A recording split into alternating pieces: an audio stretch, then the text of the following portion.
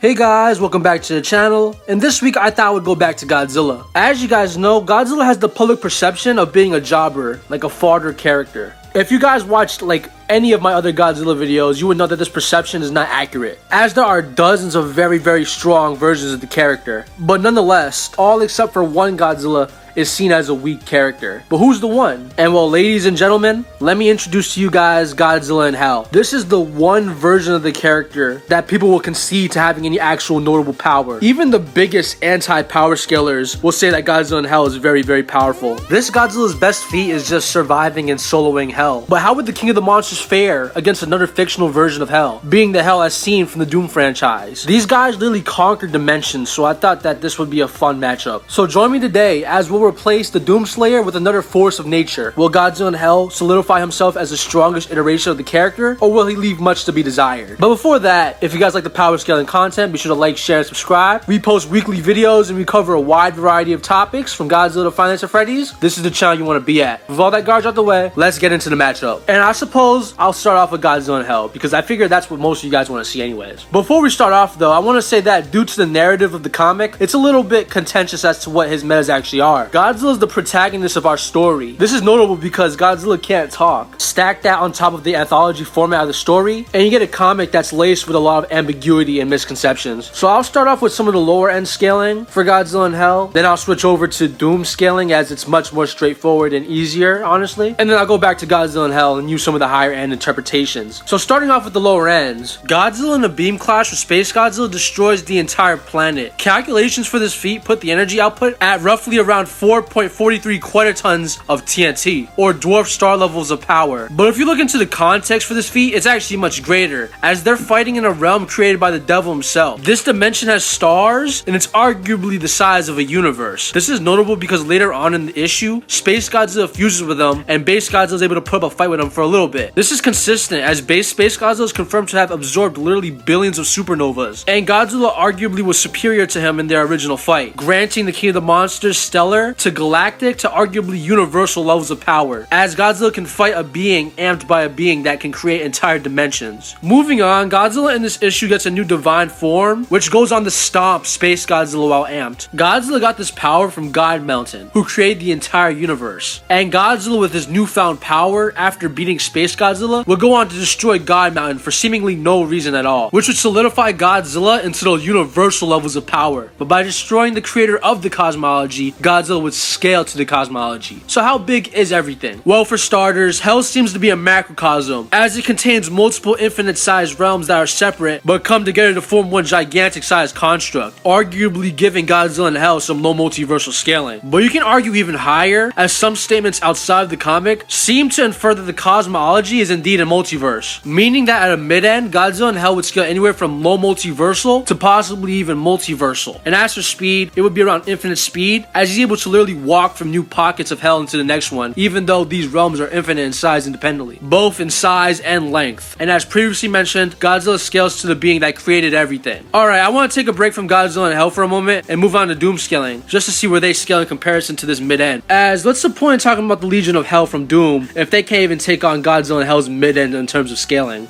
And before we get right into it, I would like to say that this level of power is far eclipsed by the high tiers in the Doom army. But first, let me clear the air with some misconceptions. Alright, so unfortunately, a lot of the mid to low tiers are kind of a non-factor in this fight, as even before Doom Guy's time as a Slayer, he was proven to be able to kill them with guns, with even the highest of the low tiers, being the Titans, being canonically killed by a Doom Slayer without even any weapons. So it's safe to say that a lot of the hordes and minions of the army don't really scale to the Doom Guy. And yes, I know they can kill him in gameplay, but that's clearly just a gameplay mechanic, as canonically he's able to take on hordes of these guys and rip them apart with his hands and stuff. So it's overall safe to say that they don't scale anywhere to where I'm gonna scale the high tiers, and where they scale normally is just so inconsequential. I've seen some large building to city block level calcs, but I mean, who cares? This Godzilla's like blowing up planets and dimensions, bro. So when I talk about Hell from Doom, I'm gonna be talking about 3 tiers of power, being the Khan Maker, the Icon of Sin, and the Seraphim and Devoth, respectively. I bunched up the Seraphim and Devoth into the same like level, so we'll go over their scaling at the same time. But another thing I want to talk about is the fact that people downplay everything in Doom because, you know, they're getting killed with weapons and stuff, like guns. Are they street level? You know, are they shotgun level? And no, this isn't the case because Hugo Martin has confirmed that the Slayer's weapons are endowed with his own physical power, and they're extensions of his powers. Think of it like if Goku had a gun that could shoot his own attack potency. You know, that's just like low multiversal guns, you know? But there's also the fact that 99% of the Slayer's weapons just fire weaponized Argent energy, which is extra dimensional and infinite in power. But starting off with the Khan Maker, she would be around low complex multiversal, or 5D, because she was able to shake Urdak. Urdak is located in relation to Hell and it parallels it, Hell being a place which transcends time and space. The Icon of Sin would upscale this, as in lore, he's prophesized to be the one to destroy the Makers, and the Khan Maker in the game wanted to control it. The Icon, just by existing, was noted to be breaking down space-time, and his plan was to create a black hole that would go on to destroy the entire universe. The Icon's also stated to be the strongest of Hell's demons, and he's consistently referred to as a World Eater, which can be interpreted as dimension, as that terminology is often used when talking about entire universes or realms. Like, for example, many worlds are stated to have fallen to Hell, and we know that Hell's plan is to like destroy dimensions and universes and timelines. And then you have the Night Sentinels who, quote, found worlds, but if you played the game and read the lore, you'd know that they just found other universes. Overall, the Icon's best scaling comes from upscaling the Khan Maker, like I said, but I think it's pretty nice that even consistently in lore, he's a universe-ending threat. But moving on to the high tiers of the verse, being Devoth and the Seraphim absorbed the Father's power, the Father being a being that was able to fight the Dark Lord Devoth in a battle that, quote, shook all of Hell, which transcends time and space, 5D, blah blah blah. Devoth also literally created Hell and the entire cosmology, which is an infinite universe composed of infinite timelines per universe. He did this by molding the primordial void to his liking, and by the end of the Ancient Gods DLC, he's stated to have created everything and that he would destroy everything. Hell is also stated to be an extension of himself, so in conclusion, he's significantly stronger than characters who can shake 5-dimensional realms, and he can create them casually. As for speed, all these characters would at least be infinite speed, but more than likely they would be immeasurable speed, as the Makers could fly throughout creation, so they would be able to fly to different universes and different dimensions. But if you take into account that they could also fly freely through time and space, that would warrant immeasurable speed, which is fair enough because a lot of the scaling we got over just revolved around scaling to 5D planes and constructs, so yeah, immeasurable speed. In conclusion, Legion of Hell is quite formidable, but don't count the Lizard King out yet, as we have yet to dive into his truly spicy metas.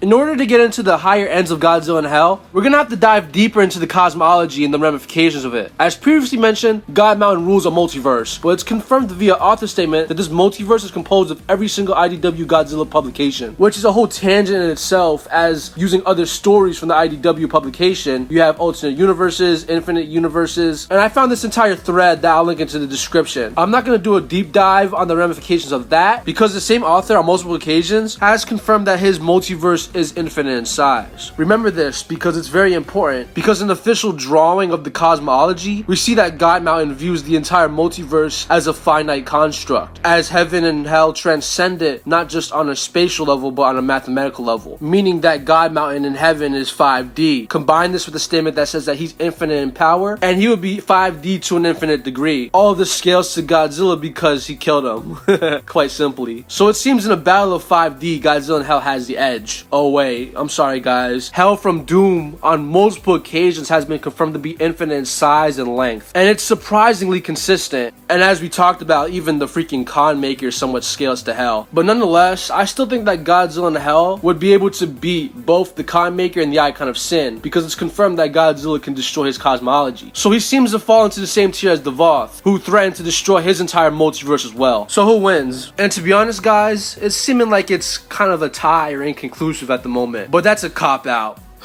I guess I'll talk about the Godzilla and Hell higher end interpretations then. Now, I scale Godzilla and Hell's cosmology to any other previous IDW Godzilla publication. That's fair enough in my opinion, as the events from Godzilla and Hell are also referenced to be Godzilla's greatest battle yet. IDW said that themselves, so I thought that scaling it to that cosmology was fair enough. But people like to take it a step further and say that God Mountain transcends all of IDW. Now, I'm not going to do that personally, as that comes with a lot of ratty crossverse implications that I just don't think any Twitter statement is in the proper jurisdiction to accurately assert or answer. But as previously mentioned, we can scale it to any IDW Godzilla publication, and that's fine and dandy for us, as one of those stories is a crossover with Power Rangers, which would mean that Boom Studios' Power Rangers run would scale to the Godzilla and Hell cosmology and be a part of what God Mountain views as finite. This is important because multiple times during the Boom Studios comic run, it's stated that the multiverse is infinite, not only in their stories, but even in the Godzilla crossover alone, it's stated that there are an infinite amount of universes, making that word of God statement consistent. But diving into the really important stuff now, the Boom Studios Power Rangers run has the Grid, which is a higher plane of existence in the multiverse, and during a run in Power Rangers in which the multiverse was threatened, it's stating that the Grid would tank the multiverse destruction. But if you don't like that for some reason, some guy on Twitter asked the author if the Grid transcends the concepts of space and time, and he said yes. Now, the way that he worded that would actually warrant out-universal scaling, but due to the lack of elaboration on the author's part, as well as the question literally being the definition of baseline out-universal, I think it's kind of a leading question. I think you can assert it to mean 5D, because that's kind of consistent with the comic, but I'm not going to use out-universal. That's just dumb rat wank, bro. But nonetheless, that would make the Godzilla cosmology an infinite multiverse with 5-dimensional realms. Going back to our illustration of God Mountain now, he transcends the multiverse and views it all as finite, meaning that he's actually 6-dimensional, and he would be an infinite degree into it due to having infinite power. And I know what some of you guys are thinking, what about 6D Urdok scan? I didn't mention it until now because the scale doesn't mean anything. In fact, it's been debunked in the way that some of you guys have been trying to assert that it means. First of all, in lore, dimensions usually just means universes. This is confirmed in the guidebooks, right? As well as confirmed by Hugo Martin himself. There aren't multiple versions of Hell. Yeah. But then there's like all of these other dimensions that connect to Hell. Hell is the first world. I guess that by dimensions you mean universes, like a multiverse. Yeah, people have asked me that as a multiverse.